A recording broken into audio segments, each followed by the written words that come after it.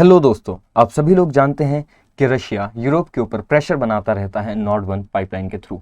Russia बार बार Europe को धमकी देता है कि नॉर्ड पाइपलाइन बंद कर देगा, जिससे यूरोप के अंदर अस्थिरता आ सकती है। तो चलिए जानते हैं क्या है नॉर्ड पाइपलाइन। नॉर्ड पाइपलाइन की बात करें तो इस पाइपलाइन के ऊपर अभी अभी गार्जियन में एक लेख छपा था, गार्जियन नामक अखबार में एक लेख छपा था, जिसमें ये कहा गया था कि जो गैस प्राइस हैं वो बहुत ज़्यादा ऊपर जाएंगे, काफ़ी ज़्यादा ऊपर जाने वाले हैं यूरोप के अंदर, क्योंकि रशिया ने जो नॉर्ड पाइपलाइन है उसे इंडेफिनेटली शट कर दिया है, यानी कि बंद कर दिया है। अब यूरोप के अंदर गैस नहीं जाएगी। चलिए जानते हैं क्या है नॉर्ड वन पाइपलाइन और नॉर्ड टू पाइपलाइन। अगर नॉर्ड पाइपलाइन की बात करें तो ये कनेक्ट करती है रशिया और जर्मनी को, और जर्मनी से फिर फर्दर डिवाइड होती है और पूरे यूरोप तक पहुंचती है। ये पाइपलाइन दो पाइपलाइंस के पैरेलल साथ चलने से बनती है, जिनमें से पहली वाली पाइपलाइन नॉर्ड वन पाइपलाइन कहलाती है और दूसरी पाइपलाइन नॉर्ड टू पाइपलाइन कहलाती है। ये दोनों एक दूसरे के पैरेलल चलती हैं, इसलिए इन्हें ट्विन पाइपलाइन भी कहा जाता है। आगे बात करें तो नॉर्ड स्ट्रीम वन, चलिए पहले नॉर्ड स्ट्रीम वन पाइपलाइन की बात करें तो ये बनकर 2011 में पूरी हुई थी, और ये रशिया के अंदर लेनिनग्रेड जो शहर है उसे जोड़ती है जर्मनी से। अगर नॉर्ड टू पाइपलाइन की बात करें तो ये रशिया के लेनिनग्रेड को जोड़ती है जर्मनी के ल्यूब्मिन शहर से।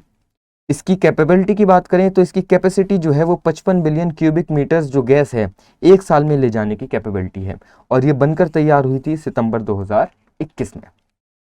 ट्विन पाइपलाइन, जैसा कि मैं आप लोगों को बता भी रहा था, अगर ट्विन पाइपलाइन की बात करें तो ये टुगेदर यानी कि एक साथ मिलकर के करीबन 110 billion cubic metres of gas a year to Europe for the least 50 years, यानी कि 110 बिलियन क्यूबिक मीटर्स गैस हर ईयर यूरोप पहुंचा सकती है आने वाले 50 सालों के लिए, जो कि यूरोप के लिए बहुत फायदेमंद भी है।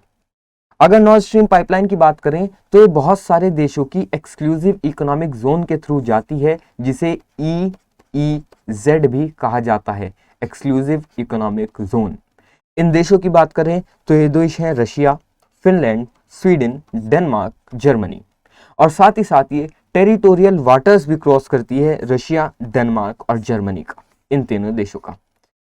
आगे बात करें तो ये जो पाइपलाइन है ये जर्मनी में जाने के बाद OPAL यानी कि बाल्टिक सी पाइपलाइन जो है उससे कनेक्ट होती है, और दूसरी पाइपलाइन जिससे कनेक्ट होती है वो है NEL यानी कि नॉर्थ यूरोपियन पाइपलाइन। इन दोनों पाइपलाइन से कनेक्ट होती है और फिर फर्दर यूरोप के अंदर गैस को पहुंचाती है। नॉर्थ पाइपलाइन सीधा यूरोप के अंदर डायरेक्टली हर पॉइंट तक नहीं जाती, वो बस जर्मनी तक पहुंचती है। इसे इन दोनों पाइपलाइंस को एक साथ मिलाकर OPAL और NEL, अगर इन दोनों पाइपलाइंस को एक साथ कंबाइन करा जाए तो इन्हें कहा जाता है यूरोपियन ग्रिड, यानी कि यूरोपियन ग्रिड जो है गैस लाइंस का। साथ ही साथ बहुत सारे ऑब्जेक्शंस भी उठाए जाते हैं नॉर्ड पाइपलाइन के ऊपर समय समय के ऊपर, जैसे ये कहा जाता है कि यूरोप जो है वो बहुत ज़्यादा डिपेंडेंट हो गया है रशिया के ऊपर अपनी गैस को लेकर, जो कि कहीं ना कहीं सच भी है। क्यों? क्योंकि 40% जो गैस है यूरोप की वो रशिया से ही आती है। साथ ही साथ ये भी कहा जाता है कि इस पाइपलाइन को रशिया एक जियोपॉलिटिकल वेपन की तरह यूज कर सकता है यूरोप के ऊपर प्रेशर बनाने में, क्योंकि उनकी एनर्जी सप्लाईज जो है वो रशिया के हाथ में है।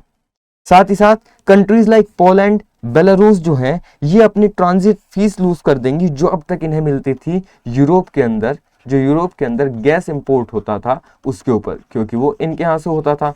तो इन कंट्रीज के लिए भी दिक्कत है, वो भी ऑब्जेक्शन करते हैं नॉर्थ पाइपलाइन के ऊपर। लेकिन रशिया और यूरोप के लिए इस पाइपलाइन की इंपॉर्टेंस भी है। इंपॉर्टेंस की बात करें तो यूरोप को करीबन करीबन 100 billion cubic metres of natural gas की रिक्वायरमेंट होती है हर साल, जिसका 40% रशिया से आता है, जो कि पाइपलाइन से लाने के थ्रू बहुत ज्यादा चीप पड़ता है यूरोप को। साथ ही साथ अगर बात करें पिछले कुछ सालों में यूरोप बहुत ज्यादा डिपेंडेंट हो गया है गैस के लिए रशिया के ऊपर, ये बात बिल्कुल सही है। साथ ही साथ reducing dependence on Russian gas is difficult as there is no easy replacement, क्योंकि कोई इजी रिप्लेसमेंट नहीं है। अगर आप गैस को शिप्स के थ्रू बाय सी रूट्स लाते हैं किसी अदर कंट्री से, वो भी काफ़ी ज़्यादा कॉस्टली पड़ता है, और यूरोप के पास अपने इतने गैस रिजर्व्स नहीं है कि वो अपनी इकोनॉमी को अपने गैस रिजर्व्स के ऊपर रन कर सकें। साथ ही साथ हम ये भी देखते हैं कि बहुत सारे यूरोपियन बिजनेसमैन जो हैं उन्होंने नॉर्ड 2 पाइपलाइन में काफी ज्यादा इन्वेस्ट किया है। उन्होंने नॉर्ड 1 पाइपलाइन जो थी उसके अंदर काफी ज्यादा इन्वेस्ट नहीं किया था, लेकिन नॉर्ड 2 पाइपलाइन के अंदर बहुत ज्यादा इन्वेस्टमेंट है यूरोपियन बिजनेसमैन का, जिसकी वजह से वो अपनी गवर्नमेंट के ऊपर कभी ना कभी प्रेशर बना देते रहते हैं नॉर्ड 2 पाइपलाइन के यूज को लेकर कि आप इसे यूज कीजिए, कंटिन्यूसली यूज कीजिए। इसी वजह से नॉर्ड 2 पाइपलाइन और नॉर्ड 1 पाइपलाइन जो है वो यूरोप के लिए इतने इंपॉर्टेंट हो जाते हैं, क्योंकि अगर ये दोनों पाइपलाइंस बंद होते हैं तो कहीं ना कहीं यूरोप की इकोनॉमी रुक जाएगी, उनके हवाई जहाज रुक जाएंगे, शिप्स रुक जाएंगी, कंट्री के अंदर एनर्जी क्राइसिस आ जाएगा, जो एक कंट्री के लिए किसी कलयुग से कम नहीं होता। चलिए दोस्तों, इस वीडियो को यहीं पर खत्म करते हैं, मिलते हैं अगली वीडियो में। मेरा नाम था विवेक मलिक।